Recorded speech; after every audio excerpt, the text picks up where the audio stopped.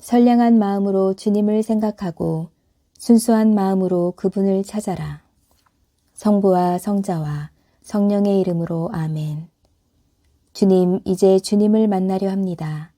당신의 말씀을 들려주시고 당신의 말씀을 보여주시고 당신의 말씀을 만지게 해 주십시오.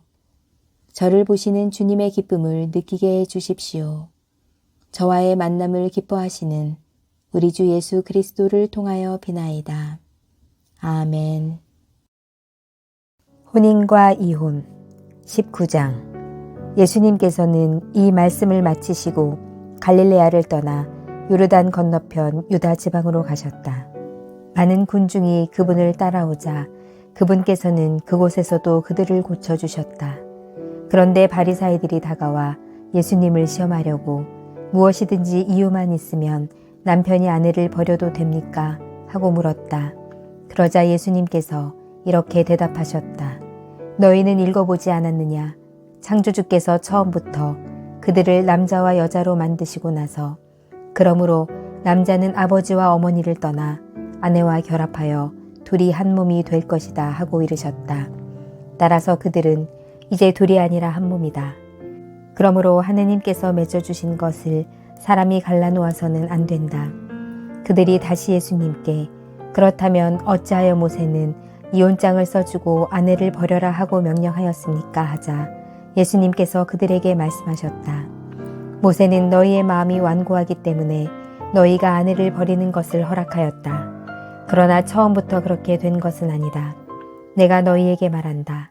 불륜을 저지른 경우 외에 아내를 버리고 다른 여자와 혼인하는 자는 간음하는 것이다. 혼인과 독신. 그러자 제자들이 예수님께 아내에 대한 남편의 처지가 그러하다면 혼인하지 않는 것이 좋겠습니다 하고 말하였다. 예수님께서 그들에게 이르셨다. 모든 사람이 이 말을 받아들일 수 있는 것은 아니다. 허락된 이들만 받아들일 수 있다. 사실 모태에서부터 고자로 태어난 이들도 있고 사람들 손에 고자가 된 이들도 있으며 하늘나라 때문에 스스로 고자가 된 이들도 있다. 받아들일 수 있는 사람은 받아들여라. 어린이들을 사랑하시다. 그때 사람들이 어린이들을 예수님께 데리고 와서 그들에게 손을 얹고 기도해 달라고 하였다. 그러자 제자들이 사람들을 꾸짖었다. 그러나 예수님께서는 이렇게 이르셨다. 어린이들을 그냥 놓아두어라. 나에게 오는 것을 막지 마라. 사실 하늘나라는 이 어린이들과 같은 사람들의 것이다. 그리고 그들에게 손을 얹어주시고 나서 그곳을 떠나셨다. 하느님의 나라와 부자. 그런데 어떤 사람이 예수님께 다가와 스승님, 제가 영원한 생명을 얻으려면 무슨 선한 일을 해야 합니까? 하고 물었다. 그러자 예수님께서 말씀하셨다. 어찌하여 나에게 선한 일을 묻느냐? 선하신 분은 한 분뿐이시다. 내가 생명에 들어가려면 계명들을 지켜라. 그가 어떤 것들입니까? 하고 또 묻자 예수님께서 이르셨다. 살인해서는 안 된다. 간음해서는 안 된다. 도둑질해서는 안 된다. 거짓 증언을 해서는 안 된다. 아버지와 어머니를 공경하여라. 그리고 내 이웃을 너 자신처럼 사랑해야 한다는 것이다. 그 젊은이가 그런 것들은 제가 다 지켜왔습니다. 아직도 무엇이 부족합니까? 하고 다시 묻자 예수님께서 그에게 이르셨다. 내가 완전한 사람이 되려거든 가서 너의 재산을 팔아 가난한 이들에게 주어라. 그러면 내가 하늘에서 보물을 차지하게 될 것이다. 그리고 와서 나를 따라라. 그러나 그 젊은이는 이 말씀을 듣고 슬퍼하며 떠나갔다. 그가 많은 재물을 가지고 있었기 때문이다. 예수님께서 제자들에게 말씀하셨다. 내가 진실로 너희에게 말한다. 부자는 하늘나라에 들어가기가 어려울 것이다. 내가 다시 너희에게 말한다. 부자가 하느님 나라에 들어가는 것보다 낙타가 바늘구멍으로 빠져나가는 것이 더 쉽다. 제자들이 이 말씀을 듣고 몹시 놀라서 그렇다면 누가 구원받을 수 있는가 하고 말하였다. 예수님께서는 그들을 눈여겨보며 이르셨다. 사람에게는 그것이 불가능하지만 하느님께는 모든 것이 가능하다. 따름과 보상. 그때 베드로가 그 말씀을 받아 예수님께 물었다.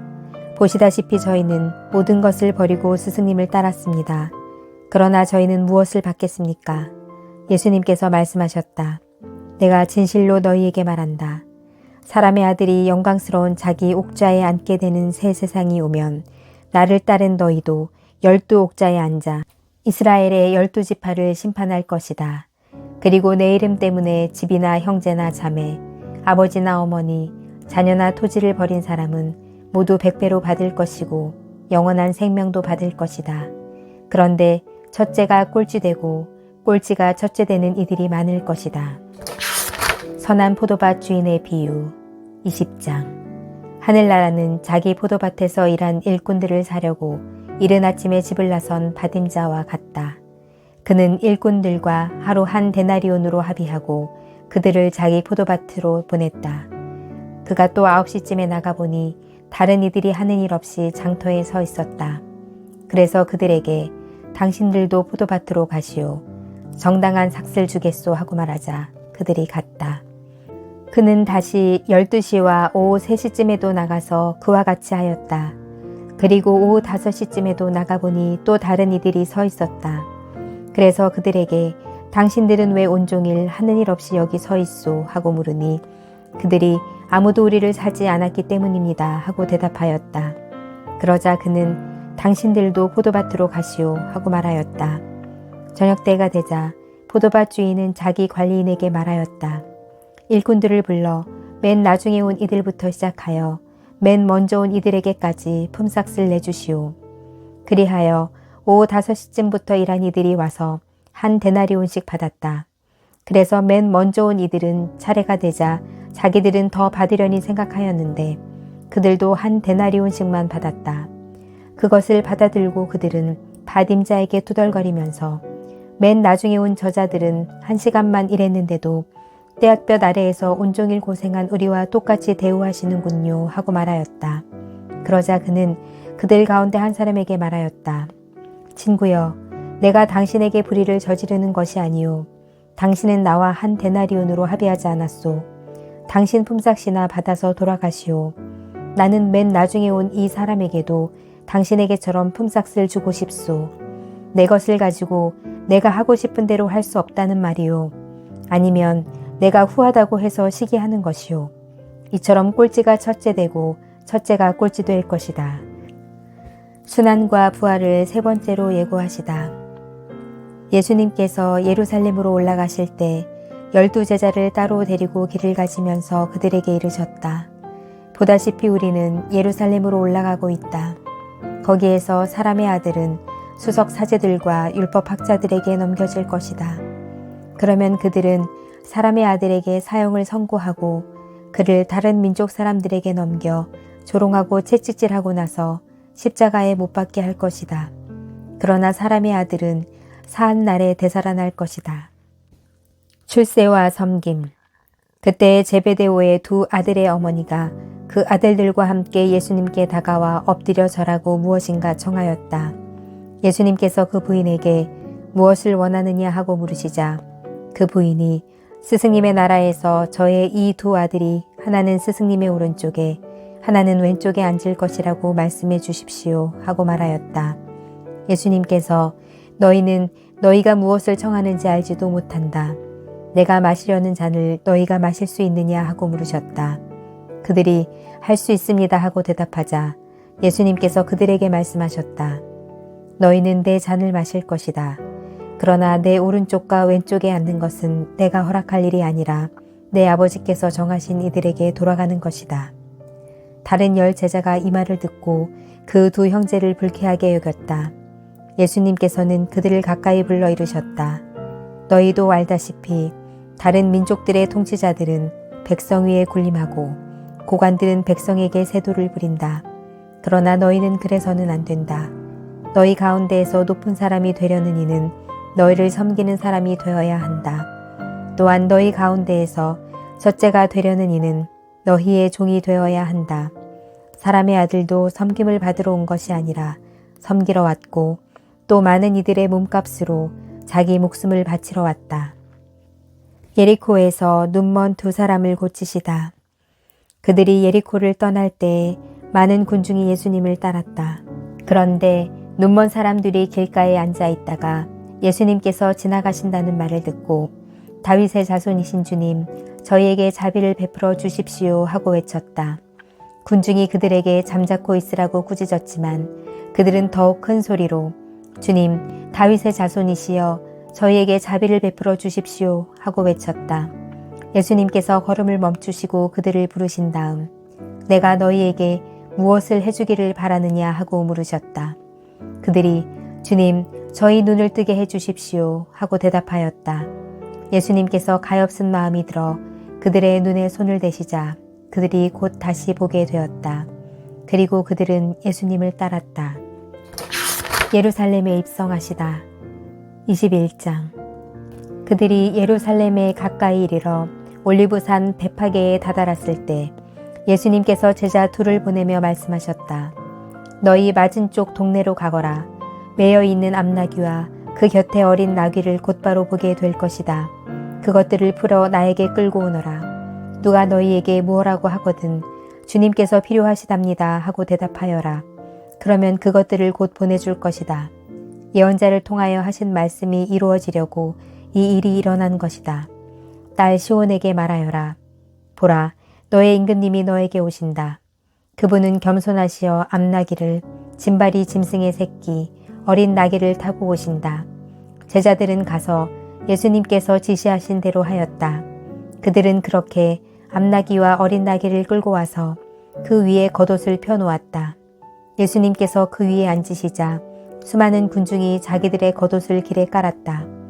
또 어떤 이들은 나뭇가지를 꺾어다가 길에 깔았다. 그리고 앞서가는 군중과 뒤따라가는 군중이 외쳤다. 다윗의 자손께 호산나. 주님의 이름으로 오시는 분은 복되시어라. 지극히 높은 곳에 호산나. 이렇게 하여 예수님께서 예루살렘에 들어가시니 온 도성이 술렁거리며 저분이 누구냐 하고 물었다. 그러자 군중이 저분은 갈릴레아 나자렛 출신 예언자 예수님이시요 하고 대답하였다. 성전을 정화하시다. 예수님께서는 성전에 들어가시어 그곳에서 사고팔고 하는 자들을 모두 쫓아내시고 환전상들의 탁자와 비둘기 장수들의 의자를 둘러엎으셨다. 그리고 그들에게 말씀하셨다. 나의 집은 기도의 집이라 불릴 것이다 라고 기록되어 있다. 그런데 너희는 이곳을 강도들의 소굴로 만드는구나. 그때 성전에서 눈먼이들과 절름거리는 이들이 다가오자 예수님께서는 그들을 고쳐주셨다. 수석 사제들과 율법학자들이 예수님께서 일으키신 기적들을 보고 또 성전에서 다윗의 자손께 호산나 하고 외치는 아이들을 보고 불쾌해하며 예수님께 저 아이들이 무엇라고 하는지 듣고 있소 하였다. 예수님께서 그들에게 말씀하셨다. 그렇다. 당신께서는 아기들과 젖먹이들의 입에서 찬양이 나오게 하셨습니다. 라는 말씀을 너희는 읽어본 적이 없느냐. 예수님께서는 그들을 두고 성을 나와 베타니아로 가시어 그곳에서 밤을 지내셨다. 무화과 나무를 저주하시다. 예수님께서는 새벽에 성 안으로 되돌아가실 때 시장하셨다. 마침 길가에 있는 무화과 나무 한 그루를 보시고 가까이 가셨다. 그러나 잎사귀 밖에는 달리 아무것도 보이지 않았으므로 그 나무를 향하여 말씀하셨다. 이제부터 너는 영원히 열매 맺는 일이 없을 것이다. 그러자 나무가 즉시 말라버렸다. 제자들이 그것을 보고 놀라서 어째서 무화과 나무가 즉시 말라버렸습니까? 하고 물었다. 예수님께서 그들에게 대답하셨다. 내가 진실로 너희에게 말한다. 너희가 믿음을 가지고 의심하지 않으면 이 무화과 나무에게 일어난 일을 할 수 있을 뿐만 아니라 이 산더러 들려서 저 바다에 빠져라 하여도 그대로 이루어질 것이다. 그리고 너희가 기도할 때에 믿고 청하는 것은 무엇이든지 다 받을 것이다. 예수님의 권한을 문제 삼다. 예수님께서 성전에 가서 가르치고 계실 때 수석 사제들과 백성의 원로들이 예수님께 다가와 말하였다. 당신은 무슨 권한으로 이런 일을 하는 것이요? 그리고 누가 당신에게 이런 권한을 주었소? 그러자 예수님께서 말씀하셨다. 나도 너희에게 한 가지 묻겠다. 너희가 나에게 대답하면 나도 무슨 권한으로 이런 일을 하는지 너희에게 말해주겠다. 요한의 세례가 어디에서 온 것이냐? 하늘에서냐 아니면 사람에게서냐? 그들은 저희끼리 의논하였다. 하늘에서 왔다 하면 어찌하여 그를 믿지 않았느냐 하고 우리에게 말할 것이요. 그렇다고 저 사람에게서 왔다 하자니 군중이 두렵소. 그들이 모두 요한을 예언자로 여기니 말이오. 그래서 그들이 예수님께 모르겠소 하고 대답하였다. 그러자 예수님께서 그들에게 말씀하셨다. 나도 무슨 권한으로 이런 일을 하는지 너희에게 말하지 않겠다. 두 아들의 비유. 너희는 어떻게 생각하느냐? 어떤 사람에게 아들이 둘이 있었는데 맏아들에게 가서 얘야 너 오늘 포도밭에 가서 일하여라 하고 일렀다. 그는 싫습니다 하고 대답하였지만 나중에 생각을 바꾸어 일하러 갔다. 아버지는 또 다른 아들에게 가서 같은 말을 하였다. 그는 가겠습니다 아버지 하고 대답하였지만 가지는 않았다. 이 둘 가운데 누가 아버지의 뜻을 실천하였느냐? 그들이 맏아들입니다 하고 대답하자 예수님께서 그들에게 말씀하셨다. 내가 진실로 너희에게 말한다. 세리와 창녀들이 너희보다 먼저 하느님의 나라에 들어간다. 사실 요한이 너희에게 와서 의로운 길을 가르칠 때 너희는 그를 믿지 않았지만 세리와 창녀들은 그를 믿었다. 너희는 그것을 보고도 생각을 바꾸지 않고 끝내 그를 믿지 않았다. 포도밭 소작인의 비유. 다른 비유를 들어보아라. 어떤 밭임자가 포도밭을 일구어 울타리를 둘러치고 포도확을 파고 탑을 세웠다. 그리고 소작인들에게 내주고 멀리 떠났다. 포도철이 가까워지자 그는 자기 몫의 소출을 받아오라고 소작인들에게 종들을 보냈다. 그런데 소작인들은 그들을 붙잡아 하나는 매질하고 하나는 죽이고 하나는 돌을 던져 죽이기까지 하였다. 주인이 다시 처음보다 더 많은 종을 보냈지만 소작인들은 그들에게도 같은 짓을 하였다. 주인은 마침내 내 아들이야 존중해 주겠지 하며 그들에게 아들을 보냈다. 그러나 소작인들은 아들을 보자 저자가 상속자다. 자 저자를 죽여버리고 우리가 그의 상속재산을 차지하자 하고 저희끼리 말하면서 그를 붙잡아 포도밭 밖으로 던져 죽여버렸다. 그러니 포도밭 주인이 와서 그 소작인들을 어떻게 하겠느냐. 그렇게 악한 자들은 가차없이 없애버리고 제때의 소출을 바치는 다른 소작인들에게 포도밭을 내줄 것입니다. 하고 그들이 대답하자 예수님께서 그들에게 말씀하셨다. 너희는 성경에서 이 말씀을 읽어본 적이 없느냐. 집 짓는 이들이 내버린 돌, 그 돌이 모퉁이의 머릿돌이 되었네. 이는 주님께서 이루신 일, 우리 눈에 놀랍기만 하네. 그러므로 내가 너희에게 말한다. 하느님께서는 너희에게서 하느님의 나라를 빼앗아 그 소출을 내는 민족에게 주실 것이다. 그리고 그 돌 위에 떨어지는 자는 부서지고 그 돌에 맞는 자는 누구나 으스러질 것이다. 수석사제들과 바리사이들은 이 비유를 듣고서 자기들을 두고 하신 말씀인 것을 알아차리고 그분을 붙잡으려고 하였으나 군중이 두려웠다. 군중이 예수님을 예언자로 여겼기 때문이다. 말씀이 사람이 되시어 우리 가운데 사셨다. 우리는 그분의 영광을 보았다. 성부와 성자와 성령의 이름으로 아멘. 주님, 오늘 말씀 알갱이 하나를 선물 받았습니다. 이 말씀이 제 생각과 말과 행위의 품격을 높이는 재료가 되게 해 주십시오. 이 말씀으로 제 믿음과 희망과 사랑이 튼튼하게 해 주십시오. 하여 하느님 자녀의 품위를 지니고 살게 해 주십시오. 저희의 변화를 즐거워하시는 우리 주 예수 그리스도를 통하여 비나이다. 아멘.